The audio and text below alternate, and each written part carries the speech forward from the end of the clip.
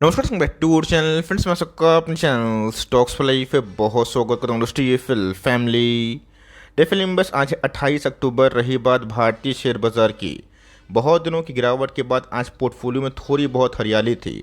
बाजार की बात की जाए थोड़ा सा हरा था। स्मॉल कैप इंडेक्स 1% ऊपर था, लेकिन दोस्तों आज पोर्टफोलियो की बात की जाए फिर बाजार की बात की जाए, डे हाई से एट द एंड में क्लोजिंग थोड़ी सी घटते हुए देखने को मिली। ओवरऑल पोर्टफोलियो तो हरा ही था, बट पोर्टफोलियो में जो हायर लेवल्स हैं उससे जो पॉइंट्स हैं ना, थोड़े से एट लास्ट में स्वाहा होते हुए देखने को मिले। बट इसी बीच में दो कंपनी में कैसे बहुत ही स्ट्रॉन्ग एक्शन होता हुआ देखने को मिल रहा है। एक कंपनी की बात की जाए, इसके पहले मैंने वीडियो बनाया था और बोला था कि इनके नंबर्स के संग इनके गाइडेंस बहुत ही मजबूत है, इसको जल्दीबाजी में ना बेचें।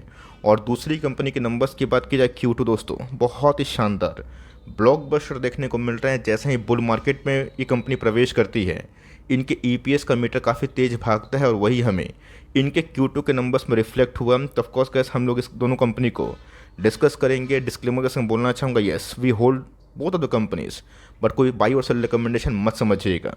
चैनल फर्स्ट टाइम होंगे सब्सक्राइब कर सकते हैं। इस तरह की क्वालिटी कंटेंट को सबसे पहले एक्सेस करने के लिए now without telling any for time let's begin. तो बात की जाए डे हाई की, स्टॉक 1500 कोई ऊपर भी था, लेकिन यस एट लास्ट में अगर आप देखें तो ऑलमोस्ट हमें 5% के आसपास क्लोजिंग दिखाई दे रही है। स्टॉक के भाव की बात की जाए 1486, और भूलिएगा मत दोस्तों, इसी कंपनी में हमें हाल फिलहाल में ही 1:1 का बोनस मिला था, वरना ये कंपनी ना ऑलमोस्ट 3000 के ऊपर भी ट्रेड कर रही थी। एक साल के परफॉर्मेंस की बात की जाए तो एक साल में कैसे स्टॉक ने बहुत ही अच्छा परफॉर्मेंस करके दिखाया है।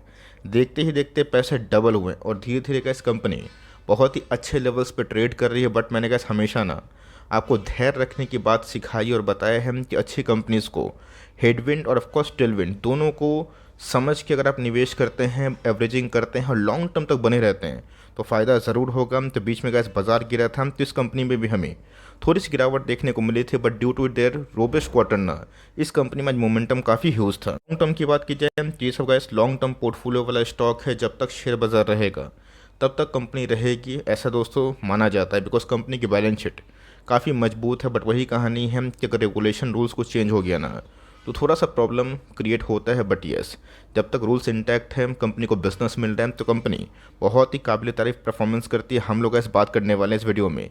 सबसे पहला स्टॉक CDSL है, जिसको मेरे कमेंट्री लगातार आ रही थी जब से कैसे इस कंपनी में हमें पोटेंशियल दिखाई पड़ा। एक बात अलग है दोस्तों कि 2020 के बाद स्टॉक 21-22 तक आते आते उसके बाद टॉप बना के 50% के आसपास भी गिरा था, और उस लेवल से कंपनी लगातार बहुत ही अच्छा परफॉर्मेंस की है। इवन गए इसके इस क्वार्टर के नंबर्स ना मेरे हिसाब से बहुत ही माइंड ब्लोइंग है। तो कुछ अच्छे से पता है कि जितने म्यूचुअल फंड वाली कंपनीज है, डिपॉजिटरी वाली कंपनीज है, एक्सचेंजेस वाली कंपनीज है, इस पर बहुत ही अच्छे नंबर्स पेश कर रही है। ड्यू टू बिकॉज बहुत SIP के आंकड़े बड़े हैं, लोग सीधा डीमेट अकाउंट खोल के स्टॉक मार्केट में इन्वेस्ट कर रहे हैं। और पिछले कुछ समय से कैसे IPO का जो संख्या है वो बहुत ही अच्छा है। आपको याद होगा दोस्तों कि मैं 2-3 महीने से ही बोल रहा हूँ कि Q1 के नंबर्स और Q2 के नंबर्स एटलीस्ट CDSL के बहुत ही अच्छे आने की उम्मीद है। और वही हमें देखने को मिला। शनिवार को 1-2 बजे के आसपास इनके Q2 के नंबर्स आए, और नंबर्स की बात कीजिए दोस्तों 162 करोड़ के आसपास प्रॉफिट। और ये बहुत ही शॉकिंग आंकड़ा है, मैं दिखाऊंगा क्यों। और इसने गैस पूरे जो इंटर एस्टिमेट है ना उसको आराम से बीट कर दिया है। यहाँ गैस कंपनी के रेवेन्यू फ्रॉम ऑपरेशंस में काफ़ी चेंजेस हमें देखने को मिल रहे हैं।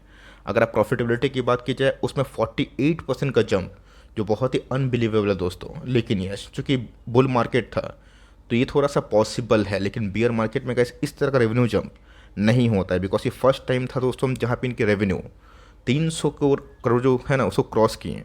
और ये आंकड़े बहुत ही दिलचस्प हैं। बेयर मार्केट आते ही आते सबको अच्छे से पता है, बाजार है तो बुल भी आएंगे और बियर्स भी आएंगे। बियर मार्केट में ये होता है कि लोगों का कॉन्फिडेंस काफ़ी कम होता है, और ऑफकोर्स बहुत लोग कम डीमेट अकाउंट खोल के IPO में अप्लाई करते हैं, और ऑफकोर्स सीधा शेयर बाजार में भी अप्लाई करते हैं। लेकिन जैसे ही बुल मार्केट का साया बाजार में घुसता है तो डीमेट अकाउंट की संख्या में अचानक से चेंजेस और जंप हमें देखने को मिलता है। और ऑफकोर्स हम लोग एंटिसिपेट करते हैं इनके revenue, top line, bottom line और मार्जिन्स काफ़ी कंसिस्टेंट हुए होंगे। क्वार्टर में क्या जो अनुमान थे उससे कंपनी बहुत ही अच्छे नंबर्स पेश किए। और सबसे पहले मैं बताना चाहता हूँ दोस्तों, 332 करोड़ के आसपास जो रेवेन्यू आप देख रहे हैं ना, एस्टीमेट 271 करोड़ का था, और प्रॉफिट का अनुमान कैसे 132 करोड़ था। सारा एस्टीमेट कैसे इस कंपनी ने तोड़ा है, और कंपनी ने इस बार बहुत ही फैंटास्टिक जो सेट्स है उसके नंबर्स को पेश किया है दोस्तों। तो इस कंपनी में हमने आज से नहीं बहुत सालों से लगातार कंटिन्यू किया है। कभी गुड फेज आता है, कभी बैड फेज आता है, बट वही कहानी है कि जो बैड फेस में नहीं भागता है, गुड फेस में उनको रिवॉर्ड मिलता है। तो CDSL आप कितने लेवल्स पे होल्ड किए हैं कमेंट बॉक्स में बताइएगा ज़रूर। 31,000 करोड़ के आसपास की मार्केट कैप है, और यहाँ पे कैसे मैं बोलना चाहूँगा ओनली 31,000 करोड़। अगर शेयर बाजार का साइज़ आप देखें और CDSL को देखें, जो मार्केट शेयर डोमिनेट करके दोस्तों पूरा NSDL से अपने मार्केट शेयर को बढ़ा रहा है, तो आने वाले कल में दोस्तों अगर ये 1,00,000-2,00,000 करोड़ के आसपास की मार्केट कैप 10 सालों में होती है ना, मैं सरप्राइज नहीं होने वाला हूँ। रही बात कंपनी के प्राइस टू अर्निंग की, 58 के प्राइस टू अर्निंग मल्टीपल पे है, जो थोड़ा सा प्रीमियम है। बट कंपनी के ROC की बात की जाए, ROE की बात की जाए, 40% और ऑफकोर्स 31% के आसपास दिखाई देते हैं। जिस गैस मैं आपको नोटिस में लाना चाहूँगा, जब जब गैस कंपनी के सेल्स डिक्लाइन हुए या फिर सेल्स साइडवेज में गए हैं, स्टॉक अंडर परफॉर्म करता है। तो इस चीज़ को दिमाग में लेके काम करे। लेकिन ये जब तक जो गैस सेल्स अपने पीक से पुराने कॉन्सोलिडेशन फेज से आगे बढ़ता है, कंपनी के ऑपरेटिंग प्रॉफिट में भी हमें गर्दा उछाल देखने को मिलता है। और यही कारण है इसकी लास्ट 2 साल पहले आप सबको अच्छे से पता है कि CDSL में हमें एवरेजिंग करने का, अपने पोर्टफोलियो को बढ़ाने का अच्छा खासा मौका मिला। और जैसे ही गैस कंपनी ख़राब टाइम से टेलविंड्स में आई, कंपनी के पैट के फिगर बढ़े, और जैसे गैस पैट के फिगर बढ़े ना, कंपनी की EPS बढ़ने के संग प्राइस टू अर्निंग भी काफ़ी हद तक एडजस्टेबल हुआ है। कंपनी के रिजर्व्स की बात की जाए 1300 करोड़, जो मेरे हिसाब से गैस बहुत ही शानदार है as per the market cap. 1 crore के आसपास बोरिंग आप अगर देखें तो डेफरी कंपनी आप कंसिडर करिए। रही बात गैस कंपनी प्लेटफॉर्म बेस वाली है, तो इनको चलाने के लिए बहुत पूंजी की आवश्यकता नहीं होती। चीज़ गैस नोटिस करिएगा कि सिर्फ 15% के आसपास से प्रमोटर होल्डिंग, और रीज़न साफ है।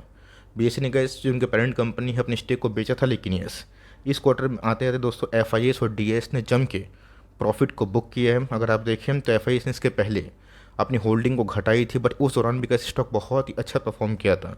DIS ने भी होल्डिंग को थोड़ी ट्रिम की है, पब्लिक होल्डिंग हमें अच्छी खासी बढ़ते हुए दिखाई दी है। इस कंपनी में निवेशित हैं, तो मेरा ऐसा मानना है कंटिन्यू कर सकते हैं। बहुत लोग कमेंट बॉक्स में पूछेंगे कि सर क्या होगा कि बाजार और वीक हो जाएगा, FIS इतना मसलिसली सेल कर रहे हैं, हमको क्या प्रॉफिट बुक लेना चाहिए? दोस्तों ये आपके ऊपर डिपेंड करता है।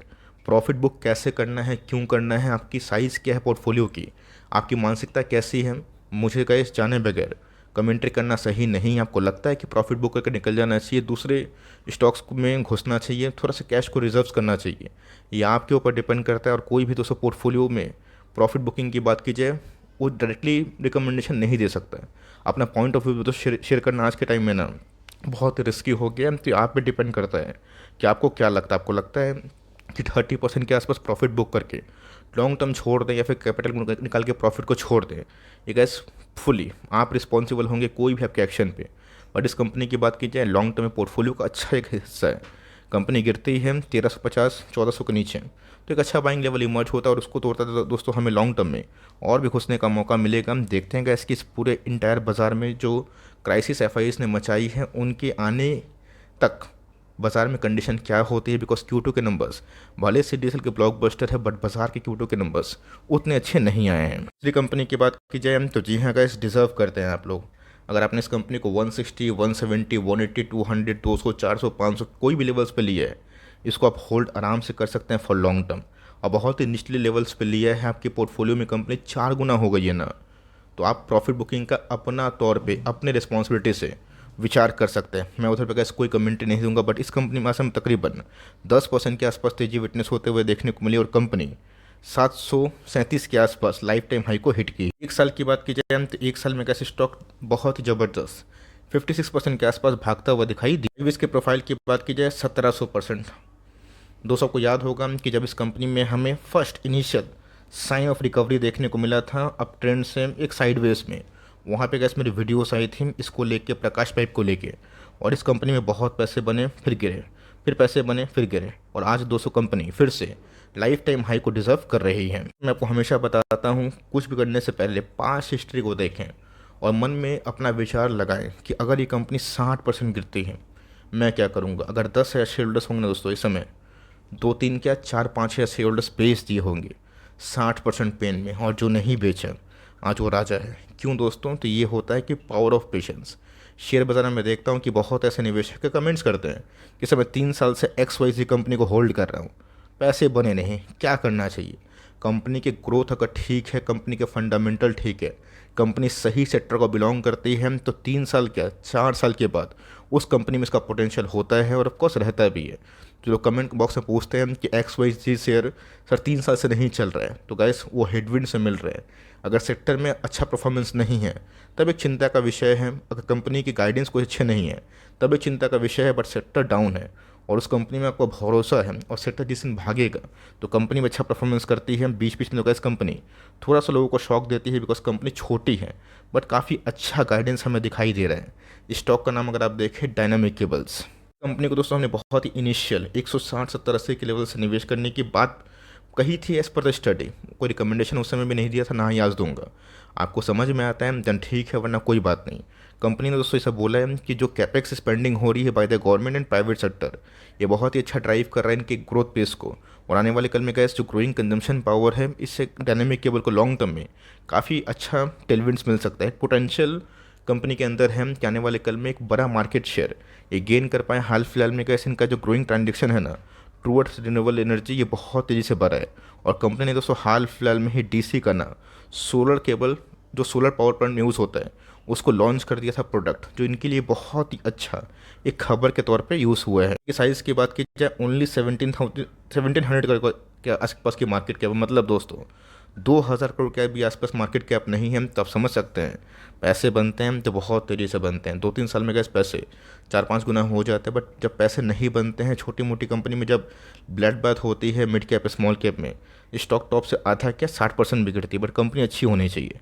37 के प्राइस टू अर्निंग मल्टीपल से गैस कंपनी 24% के आसपास ROC निकालती है, जो बहुत ही अच्छे हैं। ROE भी काफ़ी अच्छे हैं। कंपनी के सेल्स दोस्तों बहुत ही ग्रोइंग स्टेज पे है और यही कारण है कि मैंने इस कंपनी पे लगातार नज़र बना के रखी थी। आप सबको बताया भी था कि आप चाहें तो इन सब कंपनी को देख सकते हैं। बहुत लोगों ने बहुत इनिशियली इन्वेस्ट किया था, तो मुझे पता है उनको बहुत ही फ़ायदा हो रहा होगा। तो ऑफकोर्स का सेल्स के नंबर्स और ऑफकोर्स प्रॉफिट के नंबर्स की बात की जाए, उससे मार्जिन 10% का ही है। बट जो कंपनी में थोड़ा डेट बढ़ा है ना, इसके वजह से कंपनी को ज़्यादा टैक्स देने के बाद जो प्रॉफिटेबिलिटी है उसका थोड़ा सा कम फ़ायदा मिलता है। बट कंपनी जिस नेसेंट स्टेज पे है दोस्तों, उनको बोरोइंग्स की आवश्यकता पड़ती ही है। कंपनी में दोस्तों 300-400 करोड़ के आसपास की हमने मार्केट कैप देखी थी। आज अगर आप देखें तो दोस्तों 350 करोड़ के तो आसपास आज रिजर्व्स हो गया है। यही होता है कि पेशेंस का समय का कीमत। 118 करोड़ के आसपास बोरोइंग्स हैं, चूँकि कंपनी अपने प्रोडक्ट पोर्टफोलियो को थोड़ी बहुत बढ़ा रही है। होल्डिंग की बात की जाए तो ऑफकोर्स 68% के आसपास हमें देखने को मिल रहे हैं। FIS की होल्डिंग 0.32%, जो 1% से कम है। DS की होल्डिंग अप्रॉक्स 2% और पब्लिक होल्डिंग की बात की जाए 29% के आसपास दिखाई देता है। यहाँ दोस्तों आज अगर आप देखें या फिर 3-4 दिनों से देखें, कोई बड़ा पार्टी है दोस्तों जो डायनामिक केबल्स को खरीदा है। यही रीज़न है कि DYCL में काफ़ी तेज़ी का माहौल देखने को मिल रहा है। और दोस्तों इधर पे जो वॉल्यूम्स के कैंडल्स भी है ना, ये बहुत ही एबनॉर्मल है। इतना का जनरली हमने नहीं देखा है। मतलब कोई सीरियस पार्टी है जो यहाँ पे इंजेक्शन डाला है इनके पोस्ट Q2 के नंबर्स। और यही रीज़न है दोस्तों कि स्टॉक में 1 महीनों में ही क्या 4-5 दिनों में ही कहानी पूरी हद तक यूटर्न हो चुकी है। स्टॉक की बात की जाए तो 1 डे के चार्ट में ऑलमोस्ट ओवरबॉट जोन में पहुँच चुका है। तो आप चाहें तो इसको थोड़ा सा गिरने का इंतज़ार कर सकते हैं।